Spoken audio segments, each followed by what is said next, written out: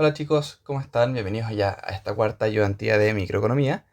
Esta ayudantía nos vamos a centrar principalmente en lo que es teoría del consumidor, lo que es recta presupuestaria, curvas de indiferencia, la relación marginal de sustitución y demás cosas que son también importantes de esta materia, ¿sí? No va a ser ejercicios tan largos, tenemos acá 5 comentes y tenemos un pequeño ejercicio de análisis que es respecto a la RMS. Así que vamos ya a empezar con lo que es el primer ejercicio.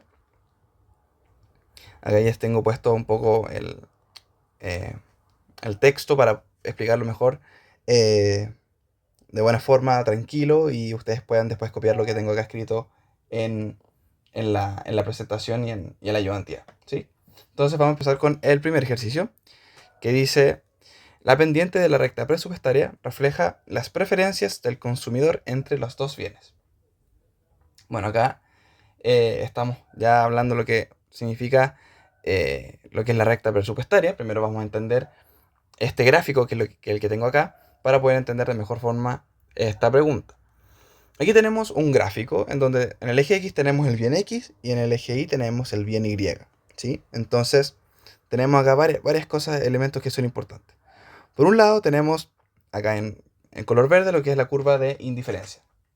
¿Qué es la curva de indiferencia? Son preferencias del consumidor, ¿sí? Combinaciones eh, que dan ciertas eh, indicaciones o preferencias respecto a un bien X o un bien Y. Eso lo vamos a profundizar un poco más adelante, así que ahora no le voy a dar tanta importancia en este ejercicio.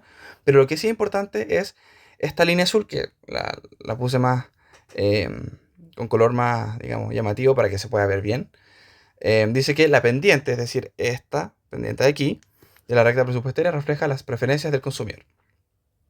Bueno, primero definamos qué es la restricción presupuestaria. Ya vimos lo que es la curva de indiferencia.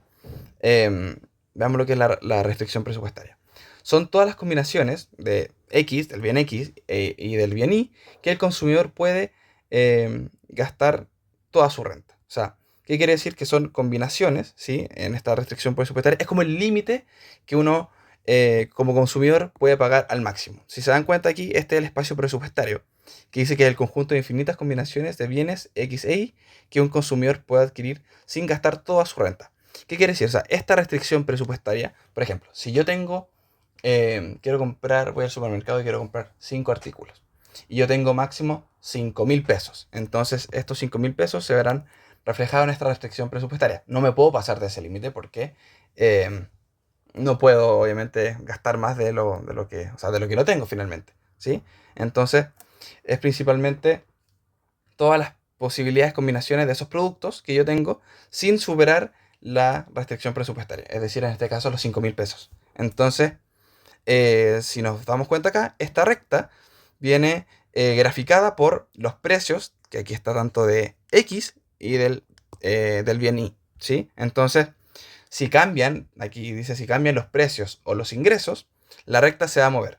Pero si cambian los gustos, no cambia. O sea, aquí lo que estamos hablando es que la recta presupuestaria no habla mucho de las preferencias, sino va a depender más de los ingresos y del precio de los bienes XY. Entonces, en este caso, podemos darnos cuenta que esta afirmación es falsa, porque lo que nos están hablando acá, cuando hablan de las preferencias del consumidor, se refieren a las curvas de indiferencia, que ya lo habíamos definido antes con las curvas de color verde, ¿sí? Que estas sí representan realmente las preferencias del consumidor y no dependen del precio ni del ingreso del consumidor.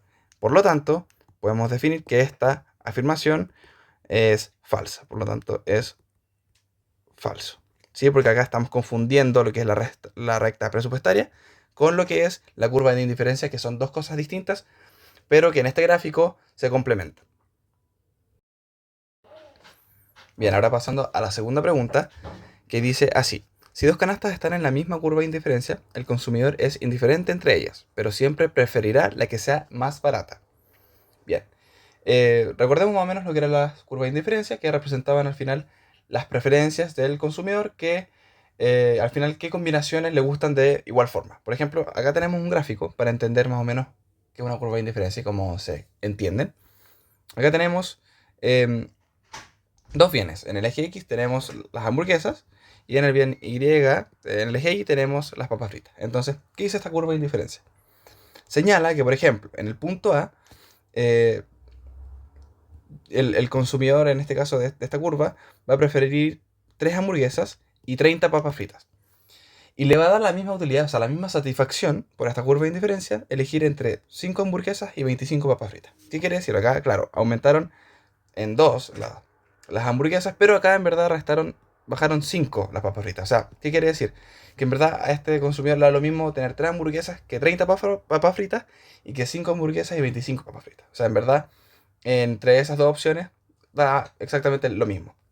Y lo mismo que en el punto C, en donde el consumidor, en este caso, prefiere elegir 7 hamburguesas que 20 papas fritas. O sea, los tres casos son exactamente indiferentes para el consumidor. O sea, le da lo mismo cuál elegir, les va a dar al final la misma satisfacción y eh, la misma utilidad, podríamos decirlo. ¿Sí?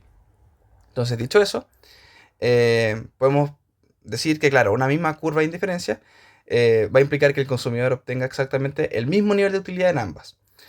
Por lo que desde el punto de vista de las preferencias, que eso es importante señalar, solamente desde el punto de vista de las preferencias es indiferente.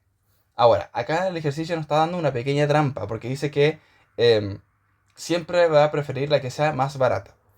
Aquí ya tenemos que entrar en cuenta que tenemos nosotros en un presupuesto que habíamos visto aquí, que es la restricción presupuestaria, ¿sí? Siempre tenemos que regirnos en base a nuestro presupuesto, nuestras limitaciones, ¿sí? Que son el bolsillo, ¿sí? La cantidad de dinero que nosotros tenemos para poder adquirir ciertos bienes, ¿sí? Entonces, en este caso, al agregar eso de siempre preferir a la más barata, estamos mezclando las preferencias con el presupuesto. Entonces, al final, si es que ambas, claro, son alcanzables y una es más barata, o sea, esa diferencia del gasto le va a permitir ir a una canasta distinta y potencialmente quizás también una curva más alta de diferencia. Entonces, al final, no es que prefiera la canasta barata en sí, sino que con el ahorro uno puede mejorar aún más. Entonces, al final, en la misma curva de indiferencia, en el mismo nivel de felicidad. Eso lo tenemos ya claro. Ahora, la idea de preferir la más barata va a tener sentido cuando uno vea qué puede hacer con el ahorro, es decir, irse a otra canasta mejor. ¿Sí? Entonces, esa parte de la frase no está puesta en el enunciado, entonces como la marcamos como incorrecta, pero hay que tener ojo con esa parte de que dice que siempre vamos a preferir la más barata. Entonces, vamos a decir que la sentencia en general es falsa, o sea, es incorrecto o falso, ¿sí? Perfecto. Entonces hay que tener en claro esas pequeñas como frases que pueden marcar al final una diferencia en, en la oración completa. ¿Sí? Entonces pasamos ahora a la tercera pregunta.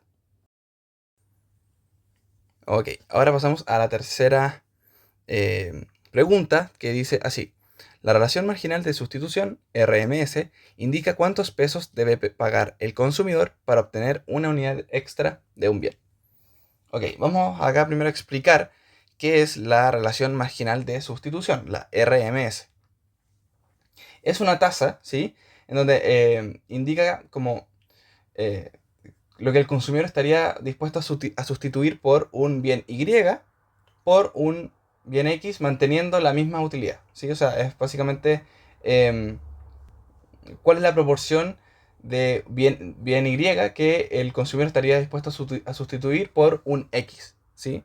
Por ejemplo, digamos que la RMS es 3. Ya voy a poner acá un ejemplo para que se entienda un poco mejor. Entonces, si la RMS es 3, eso está diciendo que el consumidor está dispuesto a sacrificar 3 unidades de digamos, por ejemplo, hamburguesas. Vamos a poner que son hamburguesas acá y vamos a ir al otro ejemplo. No, ¿cuál era el Y? Eran papas fritas. Entonces, vamos a dejar hamburguesas para acá. Y aquí vamos a poner que son papas fritas. ¿Sí? Para que lo pongamos con un contexto como real. Entonces, em, tenemos el bien X, que son la hamburguesa, y el bien Y, que son las papas fritas. Entonces, tenemos que la RMS es 3. Entonces, ¿qué quiere decir esto? Que el consumidor está dispuesto a sacrificar 3 unidades de papas fritas para obtener una hamburguesa. Y queda igual de feliz. O sea, es básicamente cuánto estoy dispuesto a sacrificar tantas unidades por otras de otro bien, ¿sí? Para quedar de la misma forma igual, o sea, igualmente feliz, es decir, que quede en la misma curva de indiferencia, ¿sí? O sea, por ejemplo, aquí en este caso, que lo podemos notar bien, digamos, entre A y B, en un caso inicial tenemos 3 hamburguesas y 30 papas fritas. Entonces yo estoy dispuesto a sacrificar 5 unidades de papas fritas para obtener 2 hamburguesas. ¿Sí? Porque claro, en el punto A teníamos 30 papas fritas y 3 hamburguesas. eh, y según la curva de indiferencia, tendría la misma satisfacción tener 5 hamburguesas que 25 papas fritas. Entonces en este caso estaría sacrificando 5 papas fritas para obtener 2 hamburguesas. Entonces esa es como la idea y la relación que hay que entender respecto a cuál es la relación marginal de sustitución, la RMS. Entonces, em, es importante indicar que la RMS no se mide, como nos dimos cuenta, en pesos, sino en unidades de bienes. Entonces ya podemos decir que automáticamente esta sentencia es falsa. Además, acá tengo puesto que la RMS es intercambio de bienes que el consumidor está dispuesto a hacer. Es decir, el dinero entra por los precios y no por la RMS, efectivamente. Entonces, podemos decir que esta sentencia es falsa, ¿sí? Porque esto habla de unidades, de cambio de unidades y no de pesos, de dinero, ¿sí? Sino de unidades. Entonces vamos a decir que esto es falso. Perfecto. Recuerden que pueden pausar el video, que si tienen alguna duda de la ayudantía me pueden escribir, no hay ningún problema. Obviamente esto se pasa igual rápido. O sea, rápido en el sentido de que, claro, no es una ayudantía que esté ahí con ustedes que me pueden hacer preguntas. Entonces la idea es que ustedes, si es que tienen cualquier consulta, me puedan escribir en cualquier momento. ¿Sí? Entonces estamos listos con la tercera, ahora pasamos a la cuarta pregunta. Ok, el cuarto ejercicio dice así. La demanda marshalliana de un bien muestra cuánto le gustaría consumir al individuo de ese bien sin importar su ingreso ni los precios. Ok, acá nos están hablando de lo que es la demanda marshalliana. Primero, ¿qué es esta demanda marshalliana? Es principalmente la cantidad óptima que consume el individuo de cada bien, ¿sí? Que eso va a depender de algunos factores. Como podemos ver aquí, efectivamente depende del precio y de R, que R significa renta, ¿sí? De la renta. Es decir, que la renta es el ingreso del consumidor. Entonces esta demanda óptima va a depender de los precios de cada bien, del bien 1 y del bien 2, y también va a depender de la renta o del ingreso de cada persona. Entonces, vemos que efectivamente existen restricciones, que es el presupuesto. Entonces, em, si cambian los precios o el ingreso, o ambas, la demanda marshalliana va a cambiar. Entonces podemos ver que existe una elección, pero con restricciones, que es nuestra renta, nuestro ingreso. Sí, es decir, nosotros no podemos comprar infinitamente bienes y servicios de lo que queramos, porque obviamente existe una limitancia, una restricción, que es nuestro presupuesto. Entonces podemos ver que esta sentencia es falsa, por lo que habíamos hablado, falso, de que esta demanda va a depender del precio y de los precios de ambos bienes y también del ingreso. Entonces esto es falso. Ok, este es el último ya ejercicio de los comente para después pasar al ejercicio de análisis. Dice así: si bajan los precios de los bienes y el ingreso del consumidor se mantiene constante, su utilidad indirecta no cambia, porque sus preferencias siguen siendo las mismas. Ok, acá nos están hablando respecto a lo que es la utilidad indirecta. La utilidad indirecta es el máximo nivel de utilidad que el consumidor puede alcanzar dado un cierto precio y también renta e ingreso. Es decir, es bien similar, o sea, dependen al final de las mismas variables. ¿Sí? En comparación acá a lo que teníamos en la demanda marshalliana, es bastante similar porque dependen de tanto del precio de los bienes o servicios y de la renta, es decir, del ingreso del consumidor. Entonces, como tenemos visto acá, mide el máximo nivel de utilidad alcanzable con esos precios y ese ingreso. Es decir, lo máximo de satisfacción que yo puedo, por ejemplo, tener con 10.000 pesos y con un bien X o bien Y, ¿sí? Entonces, acá nos están hablando de si es que baja el precio de los bienes, ¿sí? Y el ingreso se mantiene constante. Entonces, al final nos vamos a centrar solamente si es que En un caso, ¿qué es lo que ocurre cuando los precios bajan? Entonces, si nos damos cuenta, si los precios bajan, podemos ver que esta recta presupuestaria que tenemos acá, arriba, se va a expandir. O sea, es decir, va a aumentar. ¿Por qué? Porque claro, yo voy a tener más dinero. eh, Perdón, no más dinero, sino los precios van a ser más bajos. Entonces, al bajar los precios y yo al tener la misma cantidad de dinero, yo voy a poder comprar más cosas o más combinaciones de bienes.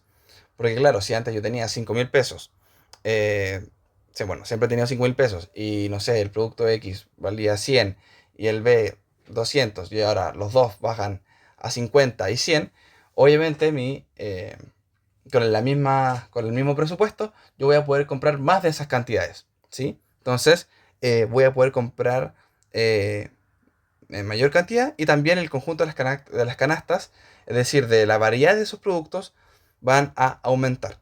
Entonces, al final, lo que vamos a ver que los gustos no van a cambiar, se van a mantener. Pero sí, lo que va a pasar es que nosotros vamos a poder comprar más cosas con el mismo dinero.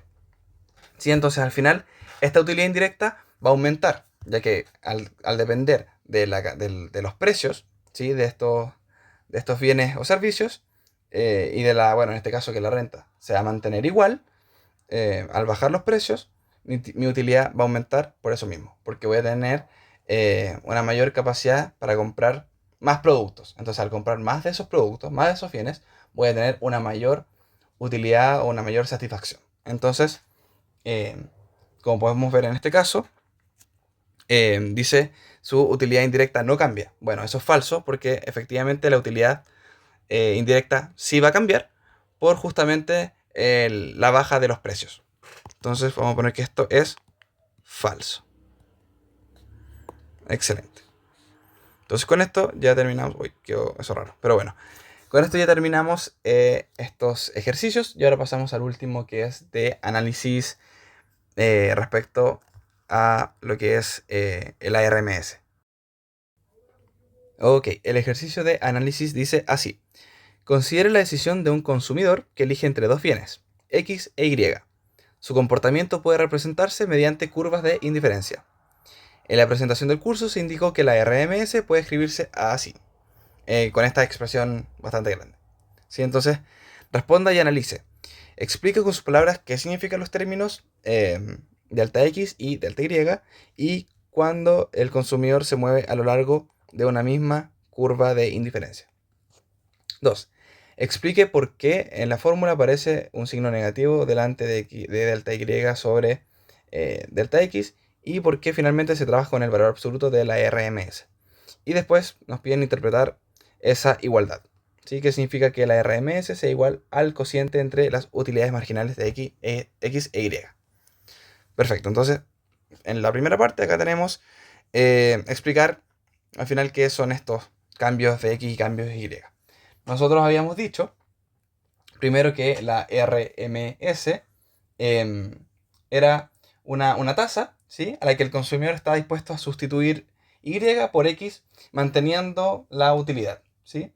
Habíamos dicho que esto se medía en unidades de bienes y no en pesos y que se escribe de esta forma como está puesta en el documento. Entonces, al final nos podían describir qué significa ese delta X y delta Y. Si nos vamos un poco a lo que es delta, si no recuerdan en los cálculo diferencial, significaban pequeños cambios en, en este caso en la cantidad consumida del bien X. O sea, son cambios pequeños, ¿sí? Bien pequeños, que representan tanto cambios para el bien X y para el bien Y. O sea, por un lado tenemos que en el delta X va a representar un pequeño cambio en la cantidad consumida del bien X, ¿sí? En este caso puede subir o bajar un poco. Y en el delta Y es también cuando el cambio que debe hacer en la cantidad consumida del bien Y, a pesar de haber cambiado el X, el consumidor mantiene la misma curva de indiferencia. O sea, esto quiere decir que el delta Y va a representar también el cambio que debe hacer, en este caso, la cantidad consumida del bien Y, para que valga la pena al final haber cambiado eso por X, ¿sí? Sé que puede sonar un poco confuso, pero entendamos más o menos cuál era el ejemplo que habíamos visto antes de las hamburguesas con las papas fritas y cómo se hacía ese cambio en las preferencias. Cuando yo bajaba las papas fritas, ¿sí? Por ejemplo, en el caso de la parte A, que estábamos acá arriba, en donde preferíamos 30 unidades de papas fritas y 3 hamburguesas, era lo mismo que tener 5 hamburguesas y 25 papas fritas. ¿Sí? O sea, al final representan a los cambios, a las diferencias de cantidad consumida del bien Y, en este caso de las papas fritas, para que valga la pena haber cambiado por 5 unidades de hamburguesas, ¿sí? En vez de papas fritas, ¿sí? Eso es principalmente como la idea de lo que significa esos cambios, ¿sí? Las diferencias em, de cantidades, ¿sí? En este caso de 30 a 25, que son 5 la diferencia, y en este caso de 3 a 5, que es 2, ¿sí? Ahí para entender más o menos cuál es la relación, que al final la idea es que el consumidor mantenga la misma curva de indiferencia, como tenemos visto acá, mantenga la misma curva de indiferencia y también mantenga, por lo tanto, la misma utilidad, ¿sí? Entonces, ahora volvemos acá. Entonces aquí está escrito para que ustedes también lo puedan copiar, ¿sí? Y puedan copiarlo tranquilo, sin ningún problema, pueden pausar el video y entenderlo también con la explicación que les doy y también ustedes con lo que están escribiendo. Entonces, ahí estaríamos con la primera parte. Ahora ya estamos con la segunda, que nos habla respecto a por qué la fórmula aparece con un signo negativo delante, ¿sí? Y por qué al final se trabaja con el valor absoluto. Bueno, en primer lugar, ¿sí? Tenemos este signo negativo porque como podemos ver acá, ¿sí? En esta parte, la RMS tiene una pendiente negativa, ¿sí? Tiene una pendiente negativa, entonces por lo tanto ahí se puede explicar por qué tenemos un signo negativo. O sea, al final las curvas de indiferencia son decrecientes, ¿sí? ¿Por qué? Porque claro, para seguir igual de feliz el consumidor va a aumentar en X, pero tiene que siempre reducir el otro bien, ¿sí? O sea, en este caso aumentan, por ejemplo, aquí las papas fritas van a bajar, ¿sí? Pero aquí aumenta. Es como un trade-off que se le puede decir. O sea, baja algo, pero sube algo. O sea, nunca las dos van a subir, ¿sí? Siempre va a haber un bien que se va a tener que sacrificar por otro, ¿sí? Entonces, ahí está la explicación de por qué el signo es negativo, ¿sí? Entonces, ahí está explicado. Y bueno, ¿por qué mantenemos el valor absoluto? Porque al final a nosotros no nos interesa encontrar valores negativos respecto a esta tasa, ¿sí? Lo que a nosotros nos importa al final es la magnitud de la tasa de sustitución, no el signo. Entonces, por eso nosotros lo explicamos eh, en valor absoluto. Entonces, acá dice que nos interesa la magnitud de la tasa, no el signo. Entonces, se interpreta siempre como un número positivo, o sea, como un número en general, ¿sí?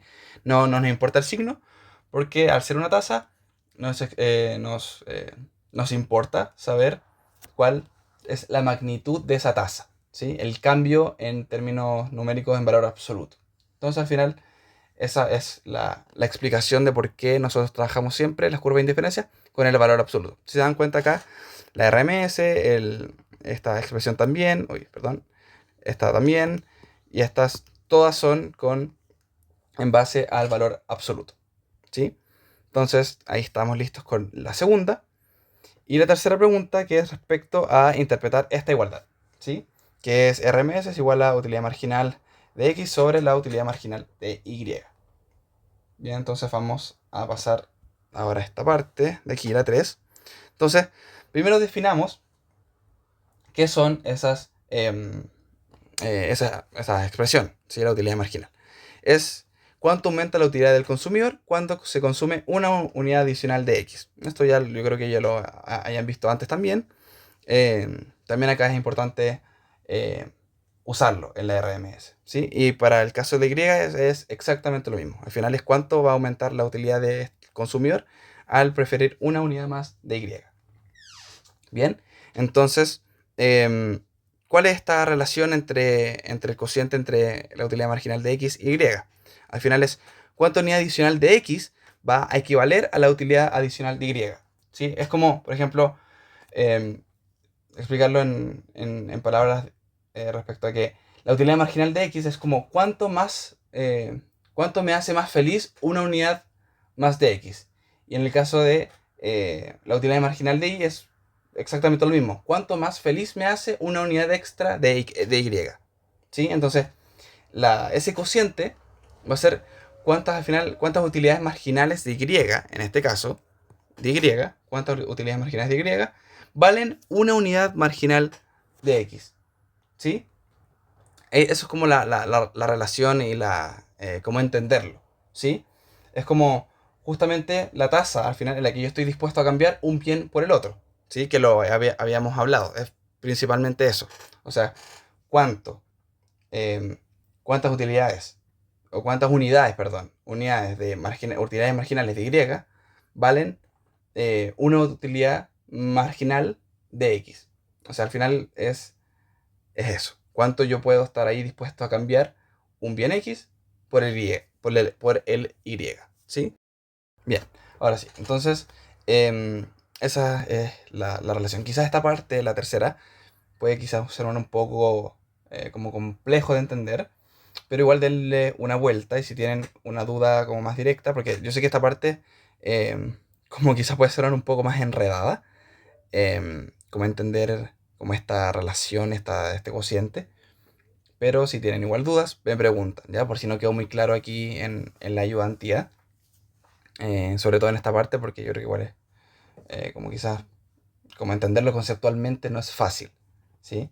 Quizás es como fácil enredarse porque se mezcla harto utilidad marginal de X con el de Y y la utilidad y... Bueno, es como más enredado quizás. Entonces, espero que se haya entendido. Y si esta parte, bueno, en verdad cualquier otra no se entendió, me pueden preguntar y se lo explico ahí quizás con más calma, detenidamente, para que puedan estar bien y entenderlo, ¿ya? Que esto igual es importante que sepan como lo que es la teoría detrás de eso y no solamente reemplazar números, ¿sí?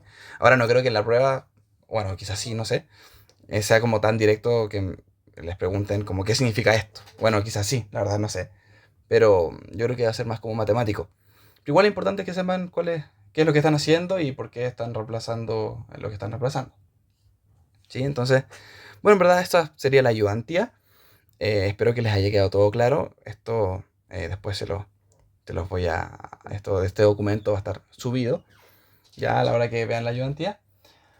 Así que quedamos con eso. Que estén muy bien y obviamente cualquier consulta de cara a la prueba 2 me pueden consultar. Y nos estamos viendo. Que estén muy bien y mucho éxito en este ya final de semestre que en verdad queda súper poco. Así que mucho éxito y nos estamos viendo. Cuídense mucho.